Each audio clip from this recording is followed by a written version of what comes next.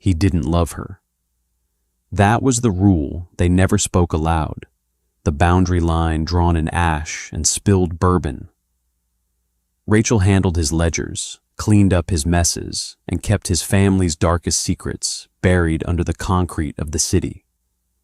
But the moment she saw the heavy diamond sliding onto another woman's finger, the delusion finally cracked. She wasn't his partner. She was just an asset. It was time to walk away. But she forgot one crucial detail about men who own the underworld. They don't accept resignations.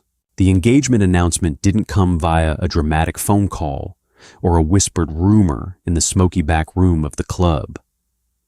It arrived on heavy, cream-colored cardstock, sitting innocuously on the corner of Rachel's mahogany desk.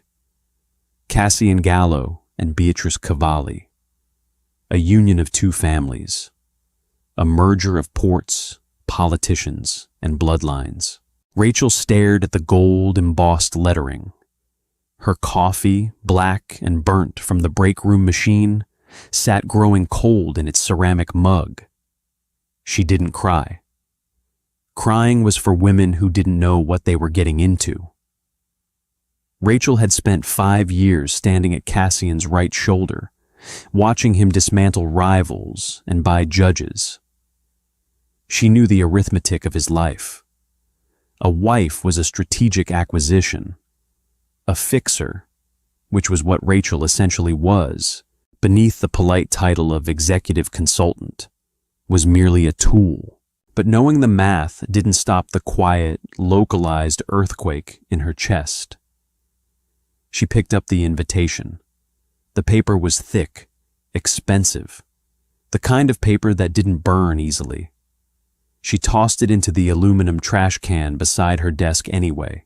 5 years. She had taken a bullet graze to the ribs in a parking garage in Queens for him. She had spent 3 sleepless nights scrubbing digital footprints when his younger brother decided to play target practice with a rival's lieutenant. She knew how Cassian took his scotch, neat, 2 drops of water, how he breathed when he was lying, a slight pause before the exhale, and the exact shade of bruised purple his knuckles turned when he was trying to keep his legendary temper in check. None of that bought her a seat at the table.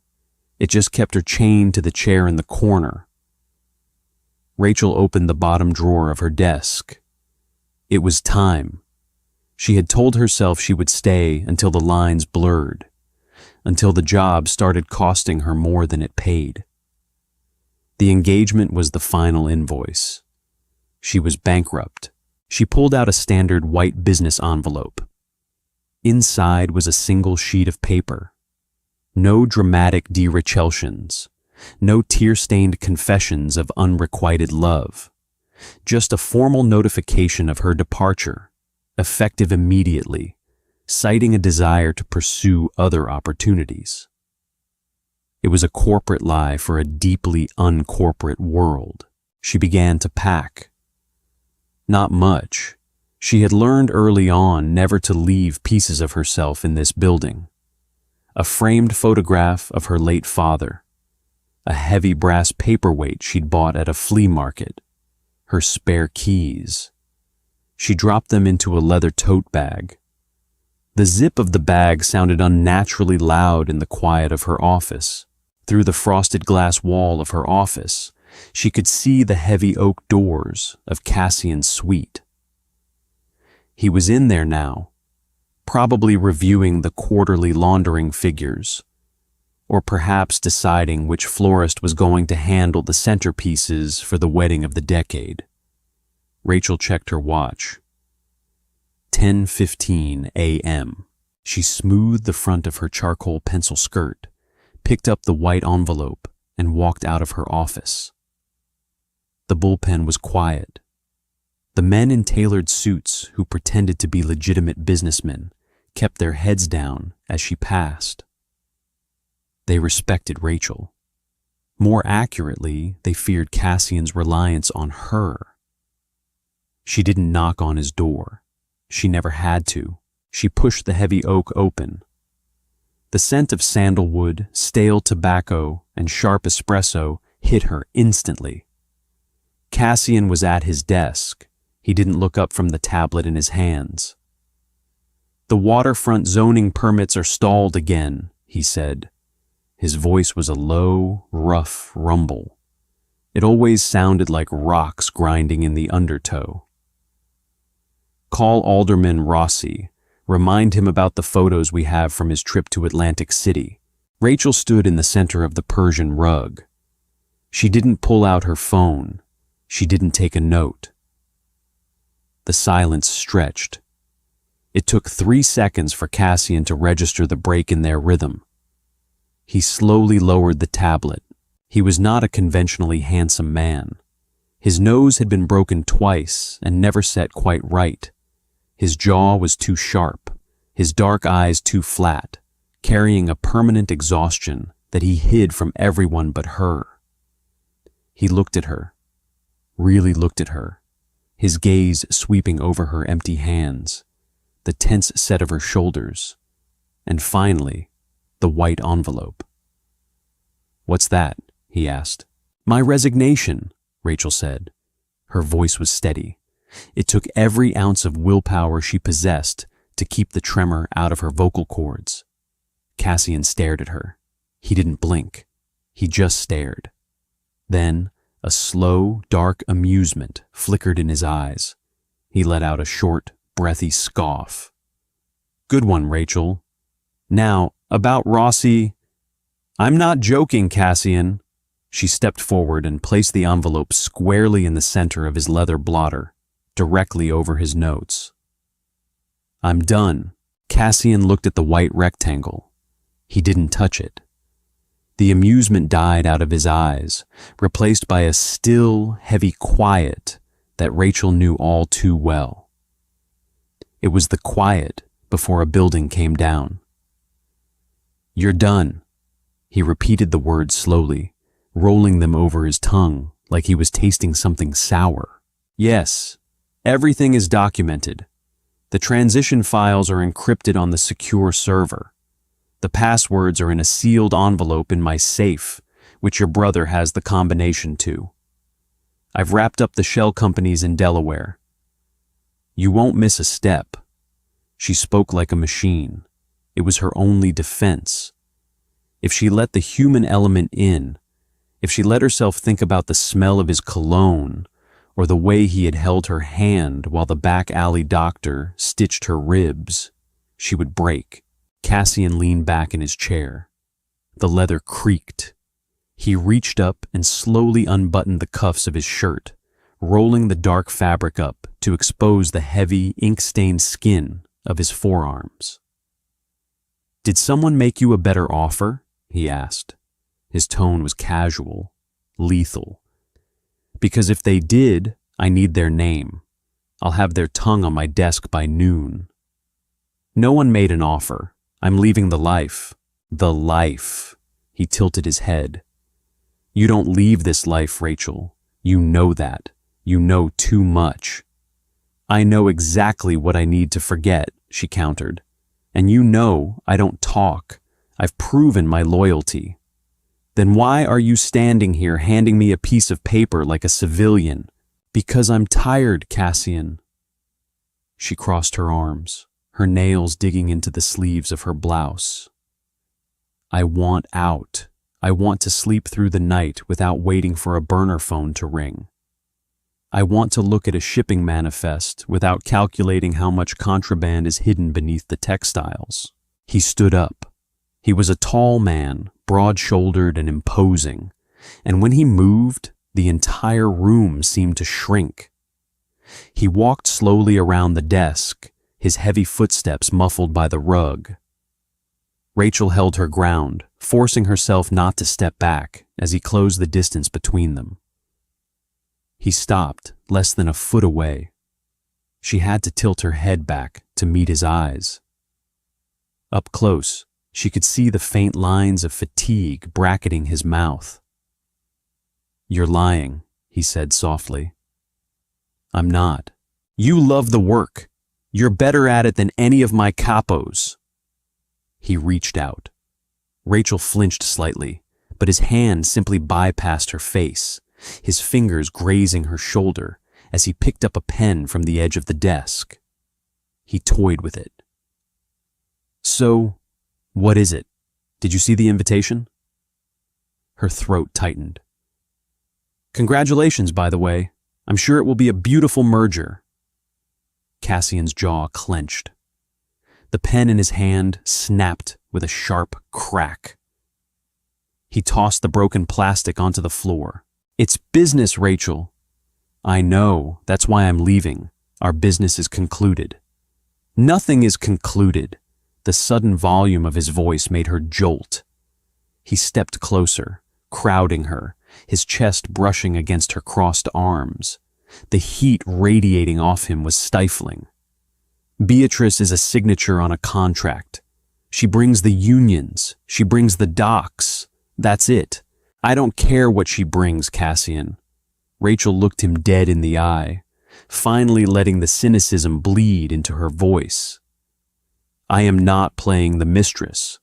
I am not standing in the shadows managing your illicit funds while you play happy family in a Westchester mansion. I have too much respect for myself to be the woman waiting for you to find an hour between your wife and your wars. The silence that followed was suffocating. Cassian stared down at her, his chest rising and falling heavily.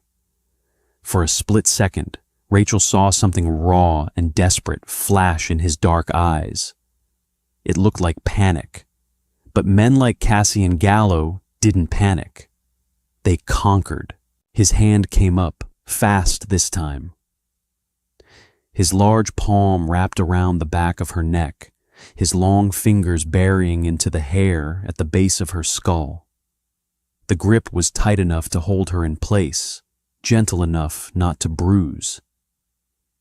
He pulled her forward, mere inches from his face. You think you're a mistress? He whispered, his breath hot against her lips. You run me, Rachel. You run this entire syndicate. You are the only thing in this godforsaken city that I trust. You think I'm letting you walk out that door? You don't have a choice, she said, her voice shaking now. I have every choice. His thumb stroked the line of her jaw, a terrifyingly tender gesture amidst the violence of his words. You want to quit? Fine, I reject it. You're not leaving. You're staying right here, with me. I'll walk. Try it. His eyes darkened, stripping away the thin veneer of civilized business.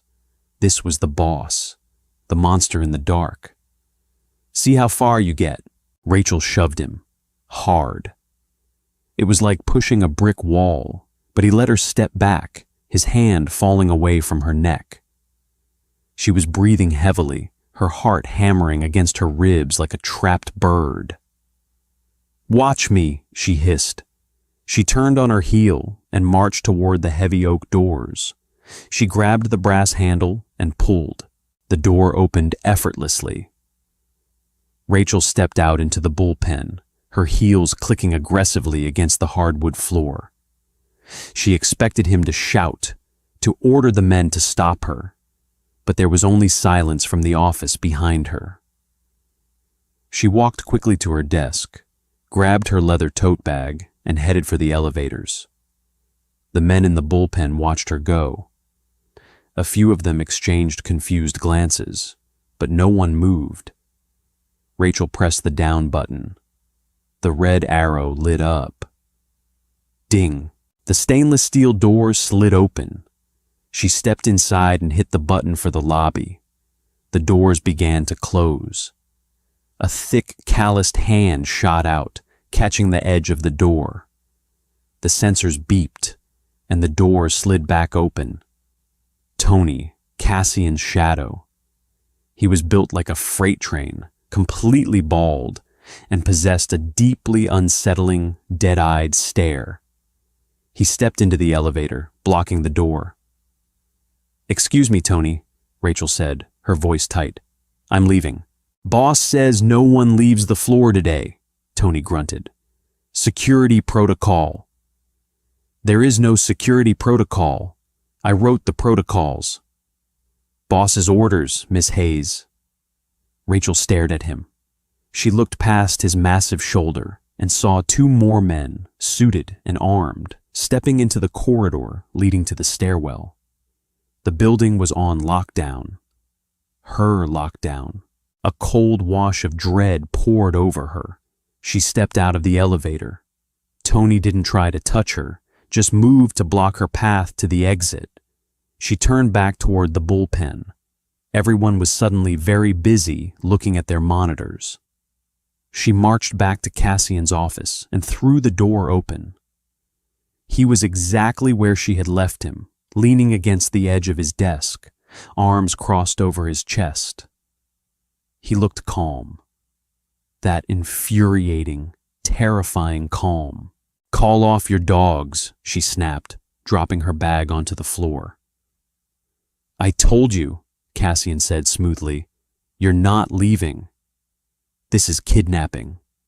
This is employee retention. He pushed off the desk and walked over to the wet bar in the corner. He grabbed a heavy crystal decanter and poured 2 fingers of amber liquid into a glass. You're acting on emotion, Rachel. You're stressed. You're not thinking clearly. I am thinking perfectly clearly. I quit. You can't keep me here. I own the building, Rachel.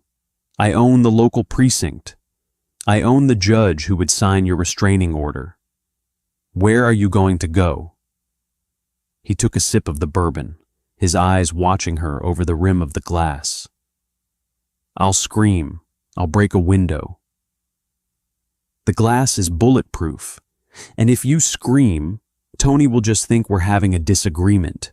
He's very discreet. Rachel felt the walls closing in. The sleek, modern office suddenly felt like a concrete cell. She had spent years building the cage that held his enemies, securing the perimeter, tightening the locks. Now she was inside it. Why? Her voice cracked. She hated herself for it, hated the weakness. Why do this? You have your fiancé. You have your family. Let me go. Cassian set the glass down with a heavy thud. He crossed the room in 3 long strides, grabbing her by the shoulders. His grip was tight, bordering on painful. Because you are mine, he said, his voice dropping to a raw, ragged whisper. The polished veneer was entirely gone now. You don't get to clean my blood off your hands and then walk away because my name is on a wedding invitation. You belong to me, Rachel. You have since the day you walked in here. I am not a piece of property. No, you're my heart. The words hit her like a physical blow. Rachel froze. Cassian Gallo did not talk about hearts. He talked about leverage, debt, and retaliation. He pulled her closer, his forehead resting against hers. He was trembling. The man who ordered executions without blinking was trembling against her. I am marrying Beatrice to keep the commission off our backs. It is a shield. That is all it is. But you? He dragged in a ragged breath. If you walk out that door, I have nothing. I will burn this city to the ground looking for you. I will tear apart every life you try to build.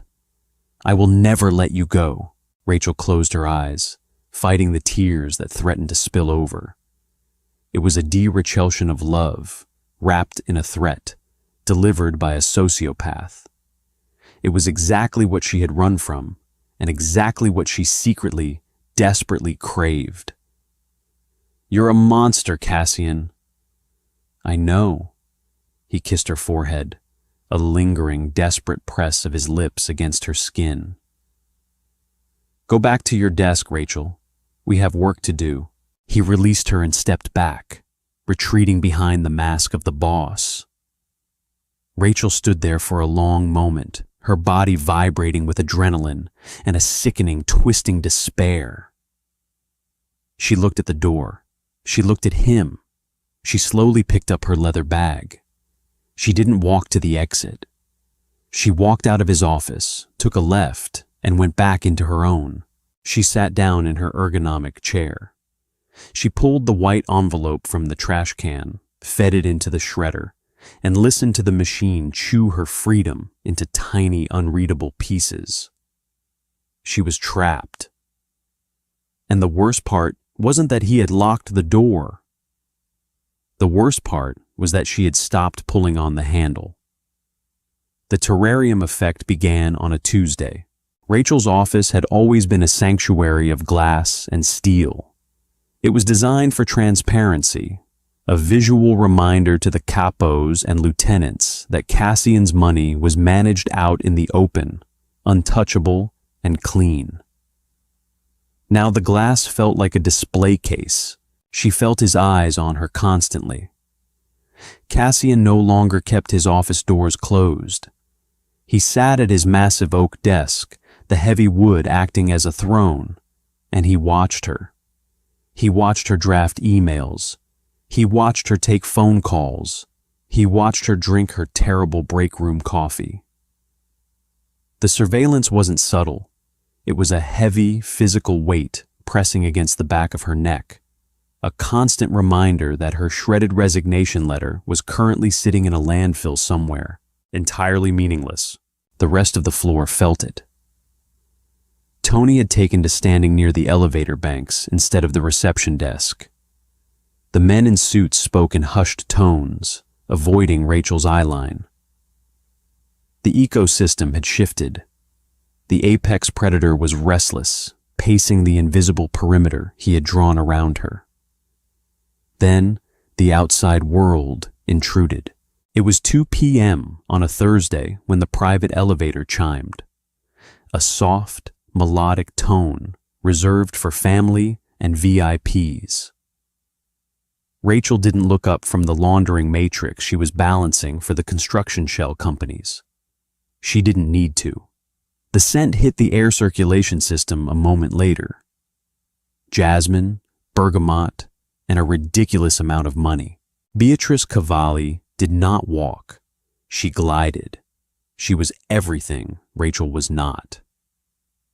Where Rachel wore severe, dark pencil skirts and neutral blouses, Beatrice wore a tailored, cream-colored silk suit that probably cost more than Rachel's car. Her dark hair was blown out into a cascade of effortless waves. She was 24, bred for this exact role, and possessed the sharp, calculating eyes of a woman who knew precisely the value of her own bloodline. Behind her walked 2 large men with the bulky shoulders of imported muscle. Cavalli soldiers. Rachel finally looked up, her fingers pausing over her keyboard. Through the glass, she watched Beatrice glide straight past the bullpen and into Cassian's open office. Cassian stood up. He didn't smile, but he rounded the desk, taking Beatrice's hands and kissing her on both cheeks. It was the traditional greeting, cold, formal, and strictly business. But then Beatrice laughed at something he said, a bright chiming sound that cut through the stale air of the syndicate floor and placed her hand flat against his chest. On her left ring finger, a diamond the size of a hazelnut caught the overhead fluorescent lights. It threw fractured prismatic daggers of light across the room. Rachel's stomach twisted, a hard, violent knot forming beneath her ribs. She forced her eyes back to the spreadsheet. Column D, transfer sum, offshore routing. The numbers blurred. 10 minutes later, the door to Cassian's office opened. Footsteps approached Rachel's glass box. She didn't have a door to close. It was an open concept entrance. "So this is the fortress," a smooth, melodic voice said. Rachel turned her chair slowly. Beatrice stood in the doorway, leaning slightly against the glass frame. Cassian stood right behind her. His face was a mask of carved granite. His dark eyes locked onto Rachel, with a warning so intense it practically vibrated in the air. "Miss Cavalli," Rachel said, standing up. She smoothed her skirt, the movement strictly professional. "Welcome, I'm Rachel Hayes." "I know exactly who you are." Beatrice stepped fully into the office. She held out her hand. "My father calls you Cassian's ghost. He says money goes into your office dirty and comes out smelling like fresh laundry." Rachel took the offered hand. The grip was surprisingly firm. The diamond felt cold and heavy against Rachel's knuckles. "Your father is prone to colorful metaphors. I'm just an accountant." "Don't be modest," Beatrice smiled, but her eyes were busy taking inventory. They swept over Rachel's bare desk, the severe bun at the nape of her neck, the distinct lack of personal items. Finally, her gaze flicked to Cassian, then back to Rachel. "Cassian tells me you'll be handling the vendor disbursements for the wedding, the florists, the caterers, the venue deposits." Rachel felt a cold snap in her chest. She looked at Cassian. He hadn't told her that. He hadn't said a word about her managing the wedding finances. His jaw was clenched so tight, a muscle ticked erratically near his ear. He wasn't looking at Beatrice. He was staring at Rachel, daring her to react. He was testing her. He was forcing her to build the very stage where he would play the groom. "Of course," Rachel said. Her voice was flat, perfectly devoid of inflection.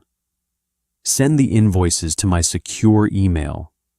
I'll ensure they are routed through the appropriate legitimate channels, so there is no paper trail connecting the event to any volatile accounts." Beatrice clapped her hands together, the diamond flashing again. "Perfect. You're exactly as efficient as they say. I'll leave you to it, Rachel. We have a cake tasting at 3. She turned to Cassian, looping her arm gracefully through his. "Ready, darling?" "Tony will walk you down, Beatrice," Cassian said. His voice was gravel. He gently but firmly detached her arm from his. "I need 5 minutes with Rachel to review the dockyard manifests." Beatrice's smile tightened by a fraction of a millimeter. It was the only tell that she noticed the dismissal. "Of course, don't be late." She glided out, her imported muscle following in her wake. Tony fell in step beside them.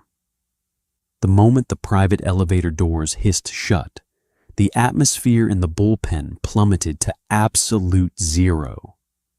The men at the desks suddenly found immense interest in their shoes. Cassian stepped into Rachel's office.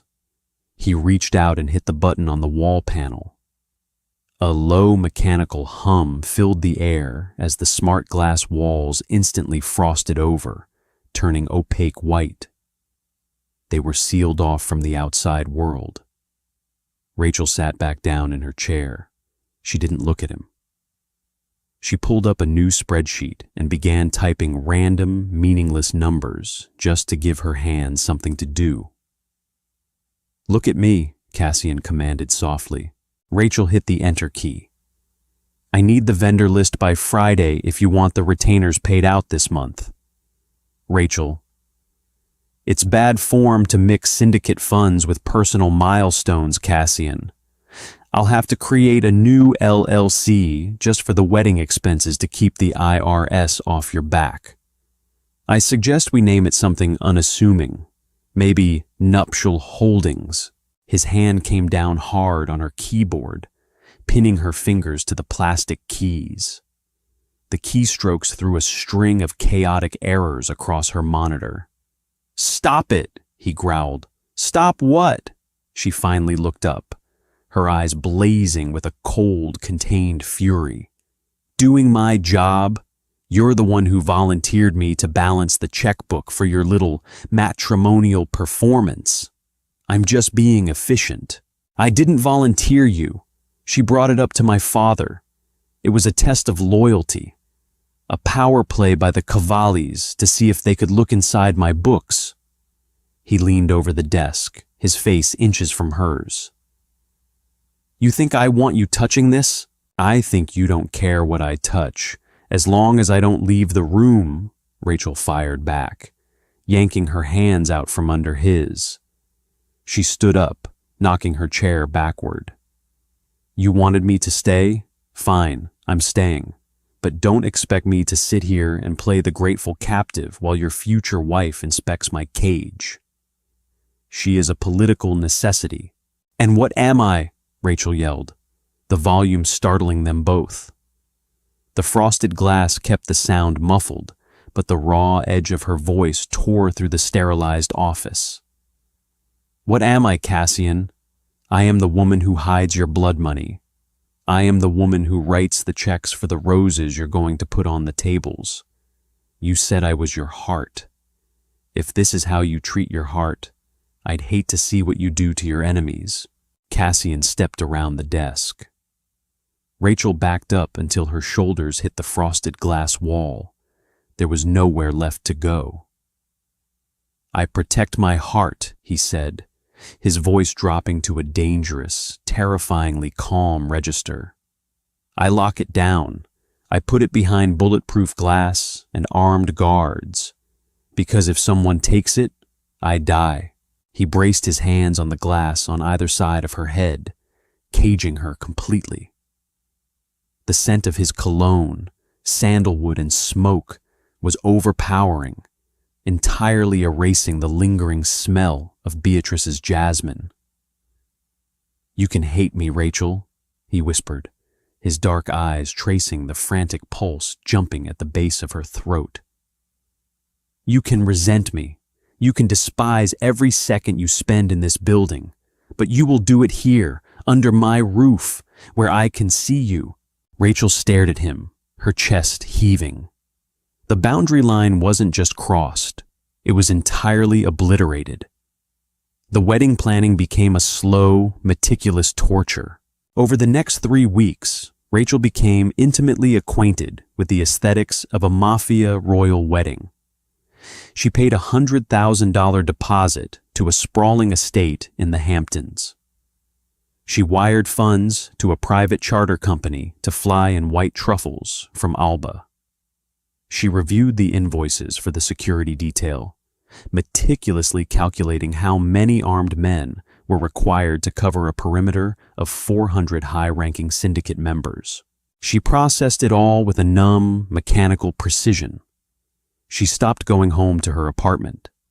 Instead, she slept on the small leather sofa in Cassian's private suite, wrapping herself in a spare wool blanket, waking up at 4 a.m. to start the ledgers again. She was losing weight. The dark circles under her eyes looked like bruises. Cassian was unraveling in tandem. He was vicious in his meetings. He broke a capo's jaw over a minor discrepancy in the dockyard shipments, an offense he normally would have handled with a stern warning. He paced his office like a caged animal, fueled by espresso and a dark, brooding rage that terrified his men. He refused to let Rachel out of his sight. If she went to the break room for water, Tony was 3 steps behind her. They barely spoke. They communicated in grunts, nods, and the sliding of file folders across mahogany desks. The tension between them was a physical entity, a highly combustible gas slowly filling the sealed environment of the executive floor. All it needed was a spark. The spark came on a rainy Tuesday night, exactly 1 month before the wedding. The floor was empty. The bullpen was dark, illuminated only by the rhythmic, sweeping headlights of the traffic on the wet streets far below. Rachel sat at her desk, the soft glow of her monitor painting her pale face in stark blue light. She was staring at the final invoice from the jeweler, Beatrice's wedding band, platinum, encrusted with flawless baguettes.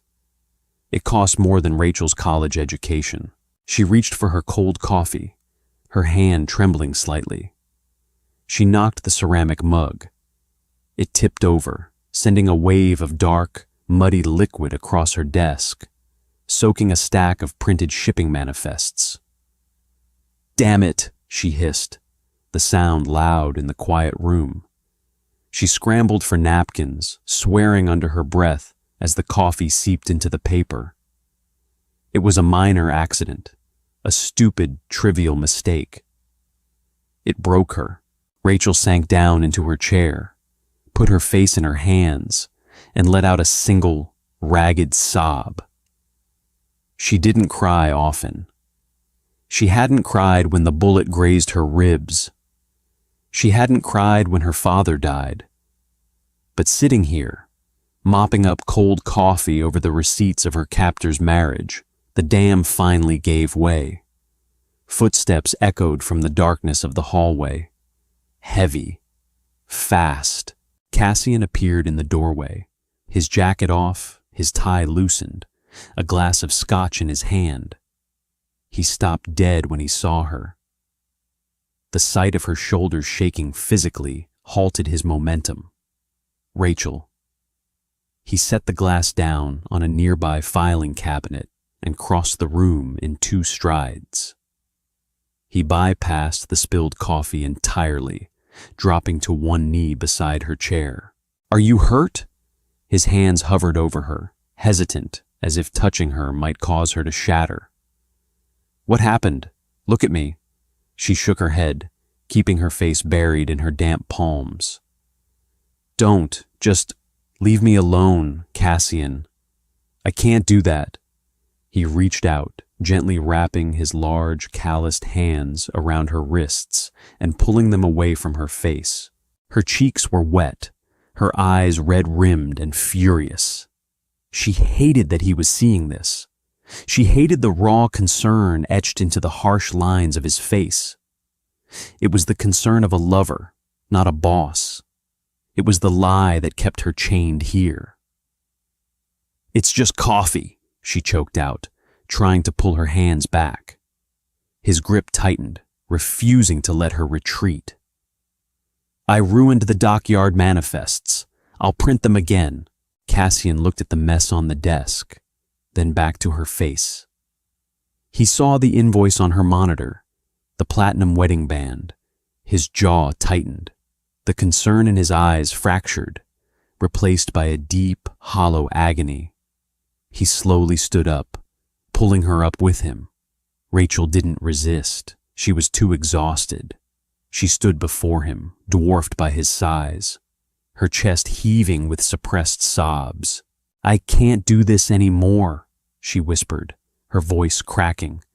"You broke me, Cassian. You won. I can't look at the numbers. I can't look at the rings. I can't look at you." "Don't say that." The words were pulled from his chest, harsh and raspy. "Why shouldn't I? It's the truth." She looked up at him, the tears finally stopping, replaced by a cold, desperate clarity. "You want me here as your pet, your loyal dog who manages the scraps while you build a dynasty with a woman you don't even like. I'm suffocating. If you actually cared about me, if I was actually your heart, you would let me walk away before this kills me." "I am trying to keep you alive," Cassian shouted, the sudden volume making her flinch. He grabbed her shoulders, giving her a slight, frantic shake.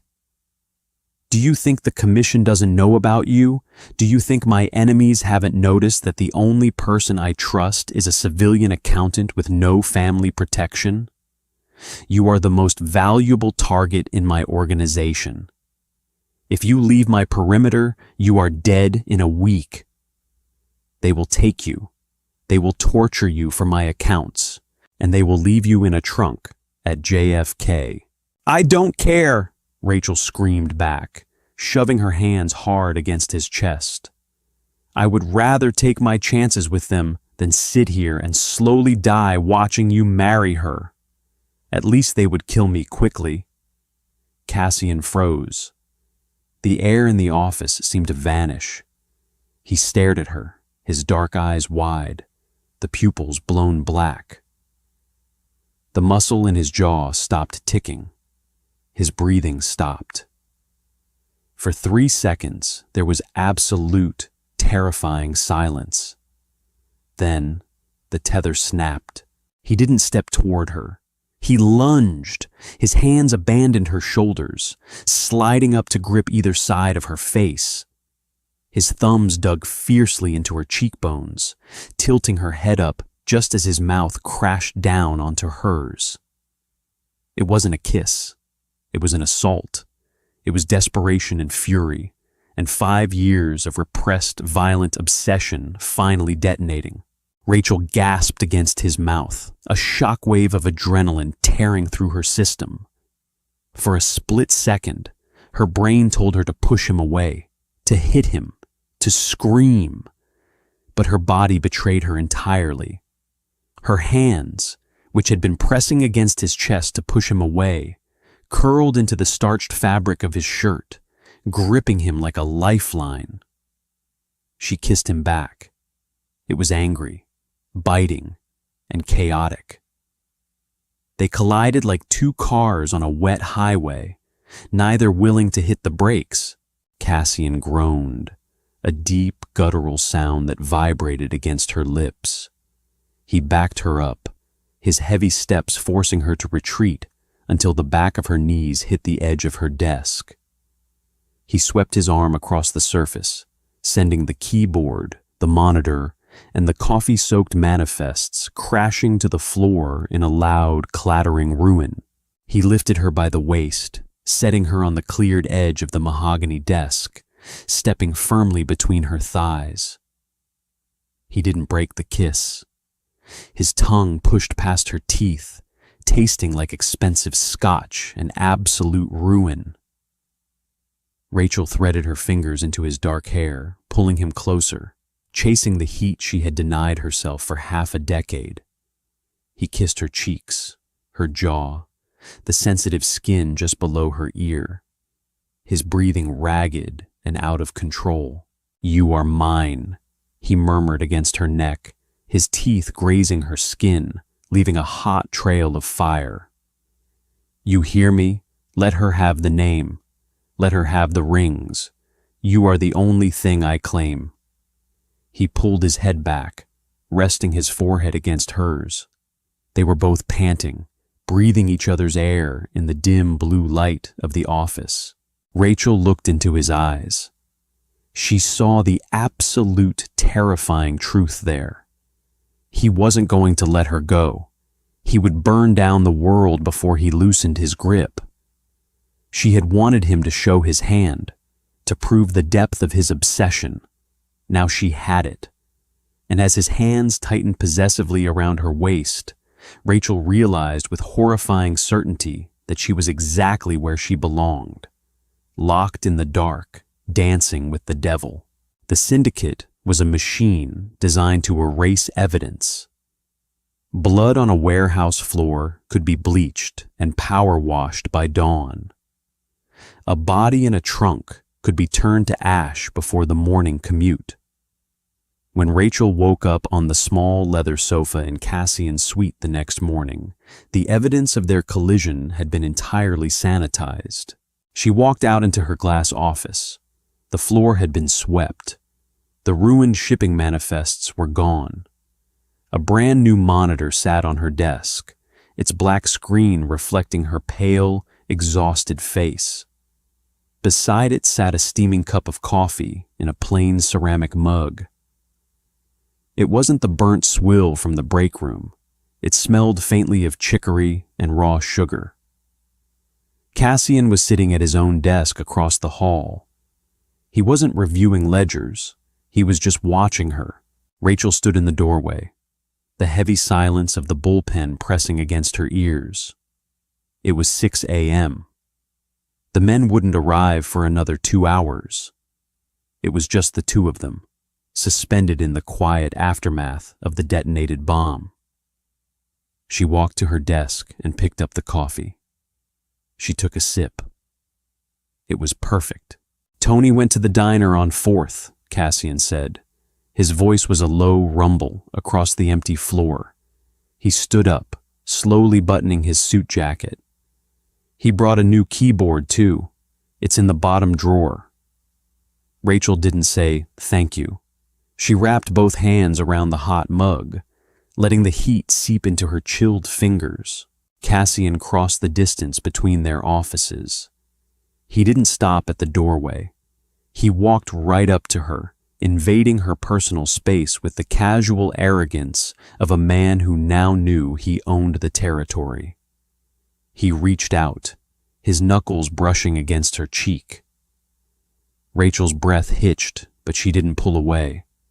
She leaned into the touch, a pathetic, involuntary surrender that made her stomach churn with self-loathing. "You didn't run," he murmured. "Tony was guarding the elevator," she replied, her voice flat. Cassian smiled. It was a dark, dangerous thing.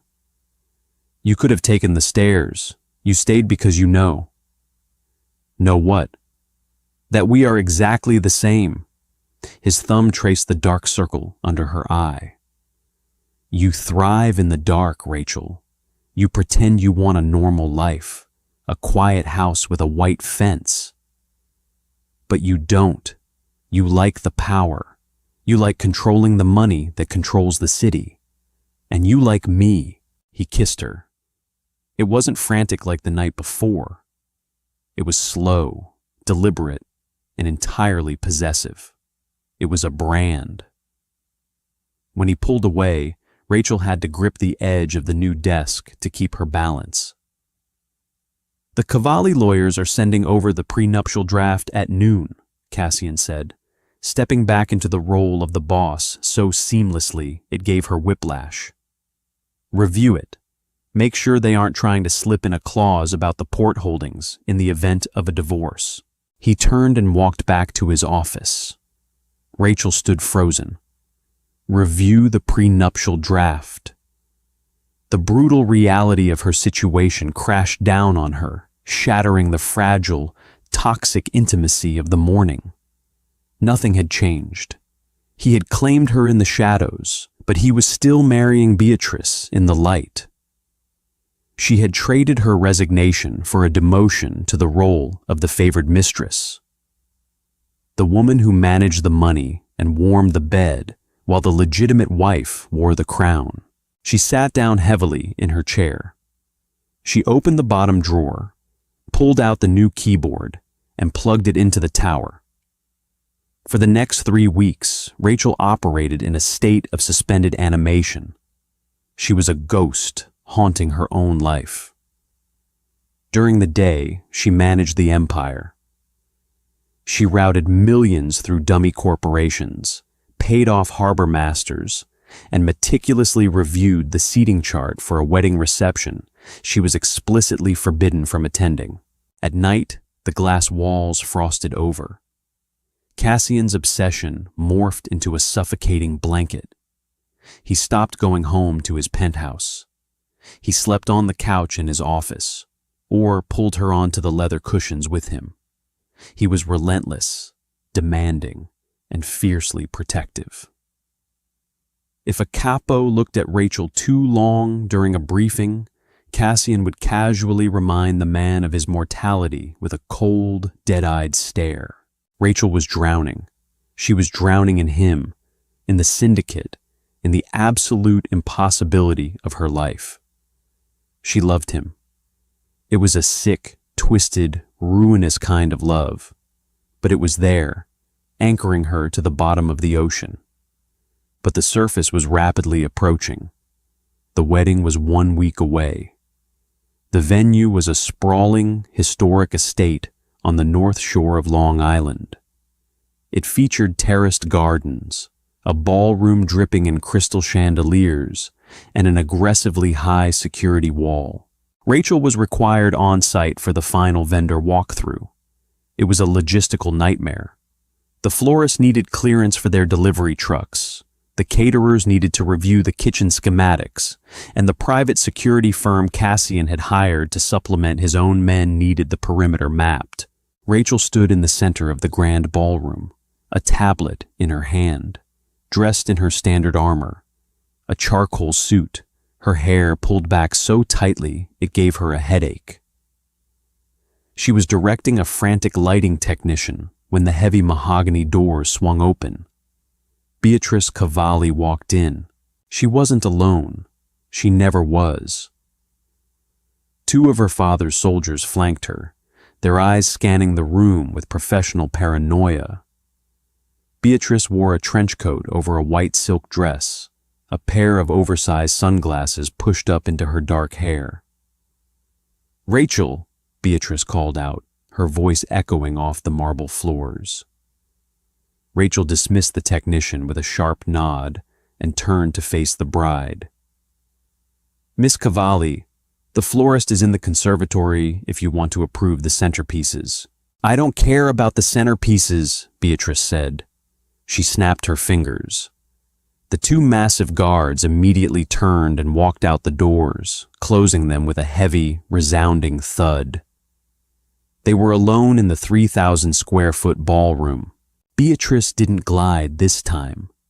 She walked with a sharp, predatory purpose, the heels of her Louboutins clicking like a metronome counting down to an execution. She stopped a few feet away from Rachel. Up close, without the softening effect of Cassian's presence, Beatrice looked exactly like her father, a man who had once ordered a hit on his own cousin over a gambling debt. "Let's drop the corporate polite routine, Rachel," Beatrice said, her tone stripping away the socialite veneer. "It's exhausting, and frankly, I don't have the time." Rachel held her tablet loosely against her side. Her heart rate remained steady. She had negotiated with cartel reps and crooked senators. A 24-year-old Mafia princess wasn't going to make her sweat. "What can I do for you, Beatrice?" "You can stop sleeping with my fiancé." The words hung in the air, blunt and heavy. Rachel didn't blink. She didn't gasp. She simply stared back into Beatrice's dark, calculating eyes. "I manage Cassian's finances," Rachel said evenly. Beatrice laughed. It was a dry, humorless sound. "Please, do not insult my intelligence. You think I don't have eyes inside that building? You think my father agreed to merge our families without thoroughly vetting Cassian's vulnerabilities? We know exactly what you are." Beatrice began to slowly circle Rachel, inspecting her like a piece of questionable merchandise. "You're the accountant who makes the problems go away. But recently, you've become the problem. He looks at you. He watches you. He practically bit my father's head off when he suggested replacing you with one of our guys to manage the joint accounts." Beatrice stopped in front of Rachel again, crossing her arms. "You are a massive, glaring liability." "Cassian trusts me," Rachel said, her voice tight. "Cassian is thinking with his ego," Beatrice snapped. "This marriage is not a romance, Rachel. It is a peace treaty. My family brings the shipping routes. His family brings the political muscle. That is all I care about. I am stepping into the role of the Donna. I will have the house, the name, and the legitimacy." Beatrice stepped closer, dropping her voice to a dangerous whisper. "I do not care if he keeps a whore on the side. Men like Cassian have appetites. But I do care if that whore holds the keys to the kingdom. I will not share power with a civilian." The insult stung, but Rachel swallowed it down. "What are you proposing?" "I am giving you a warning," Beatrice said coldly. "My father is a traditional man. He does not like loose ends, and he certainly does not like women who distract his future son-in-law. If you are still working for Cassian, the day after I put that ring on his finger, my father will have you removed. Permanently. And Cassian will not start a war with the Cavallis over a dead bookkeeper." Rachel looked at the beautiful, ruthless woman standing in front of her. She wasn't bluffing. Beatrice was performing the exact math Rachel performed every day. Rachel was a bad investment. If Cassian wanted me gone, he would let me go, Rachel said. Then make him, Beatrice countered. Resign, run, disappear. I don't care how you do it, but you need to be gone. Because if you stay, you're not just Cassian's secret. You're a target on his back. How long do you think he can protect you before his own capos decide you're too much trouble and do the job themselves to keep the peace? Beatrice turned and walked toward the doors. She paused with her hand on the brass handle, looking back over her shoulder. You think you're his shadow queen, Beatrice said softly. But you're just collateral damage waiting to happen. The wedding is in 7 days. Don't be here. The heavy doors opened and closed, swallowing Beatrice back into the entourage of guards.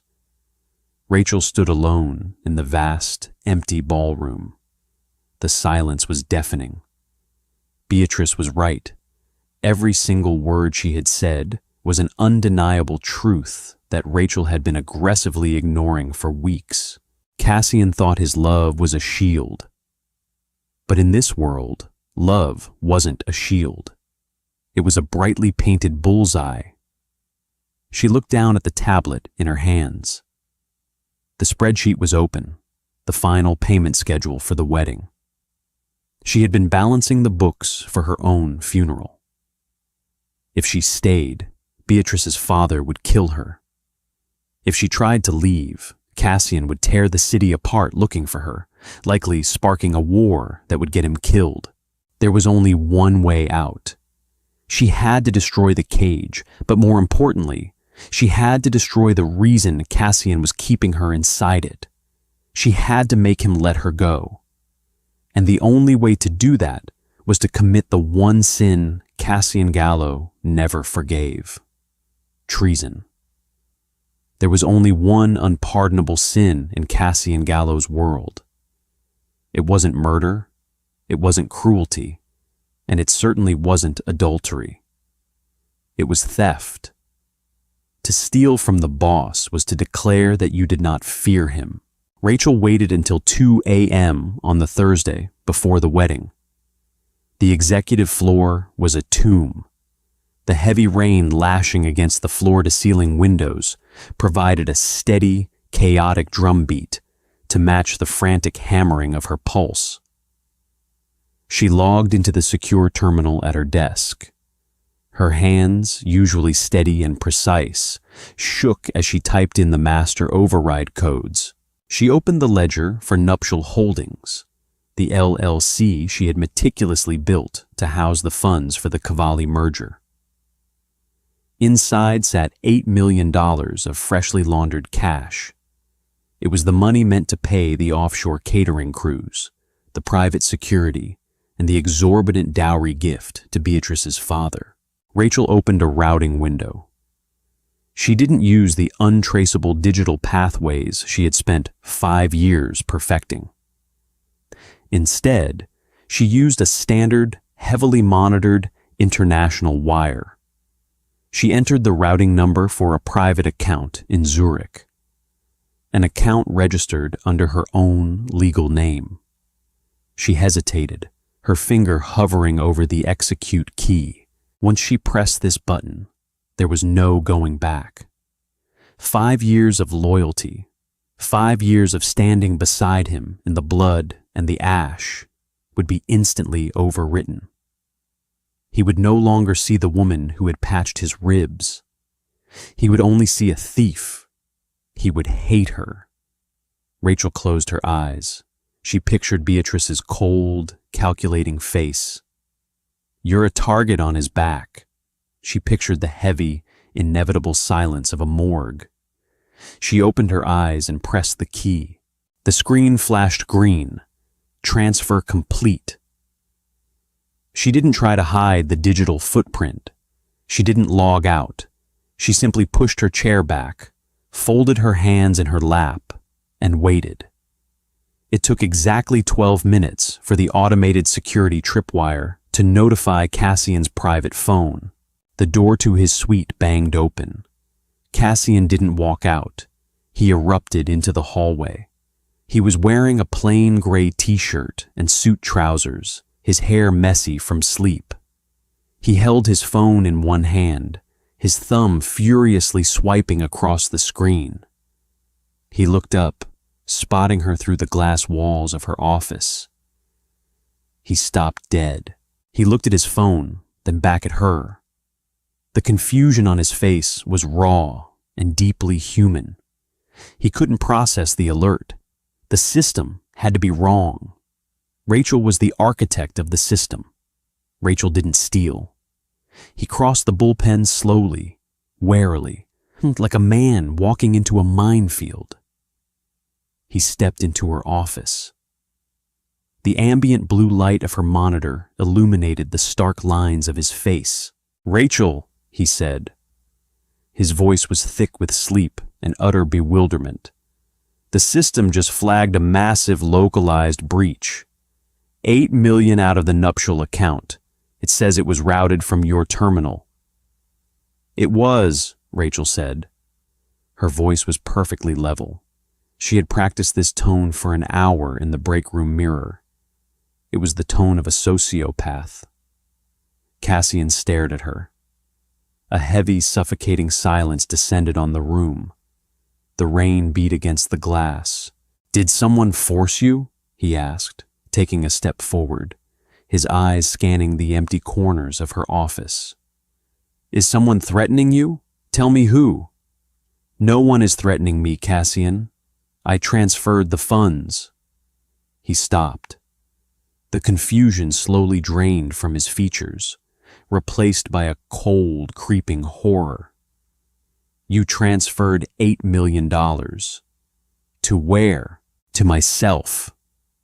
Rachel stood up. She smoothed the front of her skirt. She looked him directly in the eye, forcing every ounce of warmth out of her expression.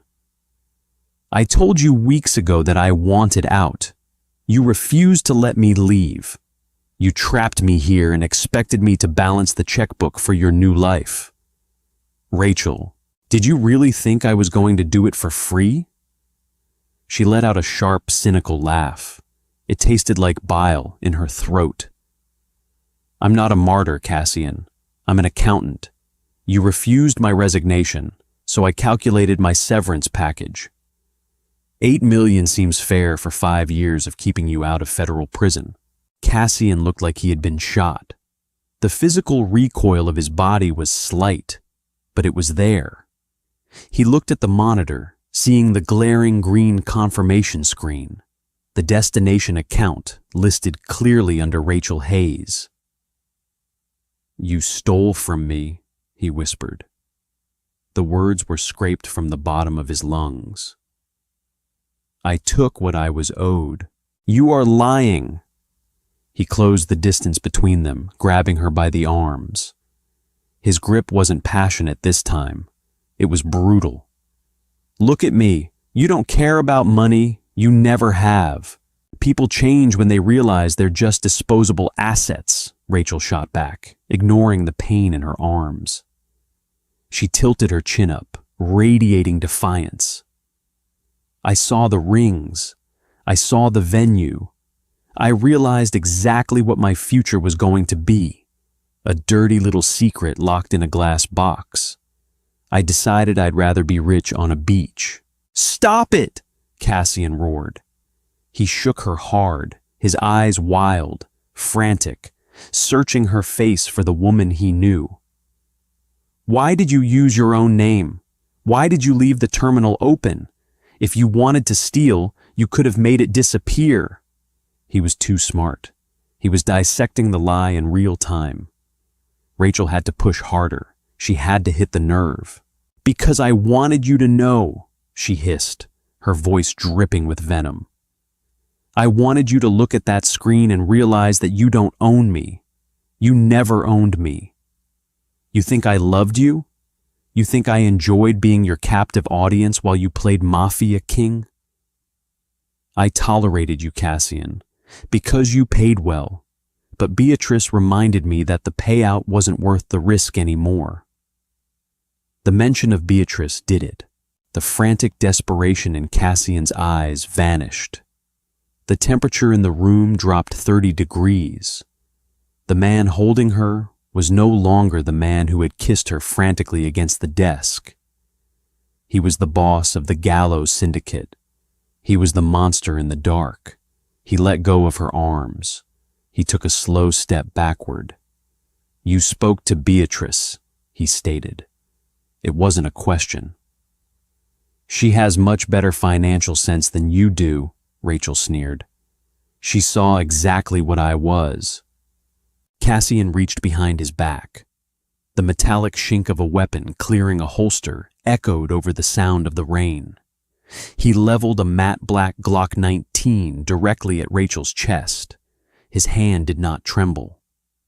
Rachel looked down at the barrel of the gun. She didn't flinch. A strange, heavy peace washed over her. It was over. She had done it. "Reverse the wire," Cassian commanded. His voice was a flat, dead monotone. It was the voice he used right before an execution. "No, reverse the wire, Rachel, now. If you shoot me, you'll never find the decryption key for the Zurich account. The money sits there forever." She looked up from the gun, meeting his dead, shark-like eyes. "Consider it a wedding gift." The silence stretched to the breaking point. Cassian's finger tightened on the trigger. Rachel held her breath. "Do it," she prayed silently. "Just do it and keep yourself safe." But the gunshot never came. A violent shudder ripped through Cassian's broad shoulders. The muscle in his jaw flexed so hard it looked like it might snap the bone. He stared at her, searching for a crack in her armor, a sign of the woman who had cried over spilled coffee. Rachel gave him nothing. She was stone. Slowly, agonizingly, Cassian lowered the weapon. "You think you played me," he said, his voice barely a whisper against the rain. "You think you won." "I think we did a transaction," Rachel replied evenly. Cassian stepped forward. He didn't raise the gun again. Instead, he reached out and grabbed the front of her silk blouse, pulling her violently against his chest. He leaned down, his mouth mere inches from her ear. "I should kill you right here," he breathed, the heat of his anger searing her skin. "I should let Tony drag you down to the basement and take you apart piece by piece." "Then do it." "No." He pushed her away, as if touching her disgusted him. He holstered the weapon. "Killing you implies you matter. You don't matter. You are just a thief. A cheap, civilian thief who finally showed her true colors." The words tore through Rachel's chest, shredding her heart into microscopic pieces. It was exactly what she wanted him to say. It was exactly what she needed him to believe. But hearing it felt like dying. "Get your things," Cassian said, turning his back on her. He walked to the doorway. "Tony will escort you to the lobby. If you are ever seen within a 50-mile radius of this city again, I will not hesitate. You are dead to me, Rachel. Do you understand?" "Loud and clear." Cassian didn't look back. He walked out of her office, crossed the bullpen, and entered his suite, slamming the heavy oak door shut behind him. The sound echoed like a gunshot. Rachel stood alone in her glass box. She didn't pack her desk. There was nothing left to take. The framed photo of her father, the brass paperweight, she left them all behind. She picked up her leather tote bag from the floor. She walked to the elevator. Tony was waiting. The massive enforcer looked at her, his dead eyes registering nothing. He pressed the lobby button. they rode down in absolute silence. When the doors opened to the empty, marble-floored lobby, Tony stepped out and held the door. "Good luck, Miss Hayes," he grunted. It was the most human thing he had ever said to her. Rachel walked out into the cold, driving rain. She didn't have an umbrella. She didn't call a cab. She walked toward the subway station 3 blocks away, letting the icy water soak through her suit, washing away the scent of sandalwood and smoke. She had the $8 million. She would route it back to a syndicate shell company through an anonymous proxy server in 3 months, once the wedding was over and the dust had settled. She didn't want his money. She only wanted his life spared. She reached the subway stairs and descended into the damp, flickering light of the underground. She bought a ticket. She waited on the platform, blending into the small crowd of exhausted night shift workers. She was free. The terrarium was broken. She had her quiet life back, her anonymity, her ability to sleep through the night without waiting for a burner phone to ring. Rachel boarded the train. The doors slid shut with a heavy, metallic finality. She sat down on a hard plastic seat, and finally, for the first time since she had looked down the barrel of his gun, she allowed herself to breathe. The air felt thin. It tasted like ash. She had saved him from the Cavallis. She had saved him from himself. She had committed the ultimate act of love in a world that only understood violence. And the reward for her sacrifice was a cold, empty train car, carrying her away from the only man she would ever love into a permanent, agonizing exile. She leaned her head against the rattling window and watched the darkness rush by. Did Rachel make the ultimate sacrifice or the biggest mistake of her life? Let us know what you think in the comments below. If you loved this deep dive into the dark, twisted world of the Gallo Syndicate, hit that like button to support the channel. Don't forget to subscribe and ring the notification bell so you never miss out on our latest original Mafia romance stories. Share this video with a friend who loves high-stakes drama, and check out the links in the description for more immersive storytelling. See you in the next one.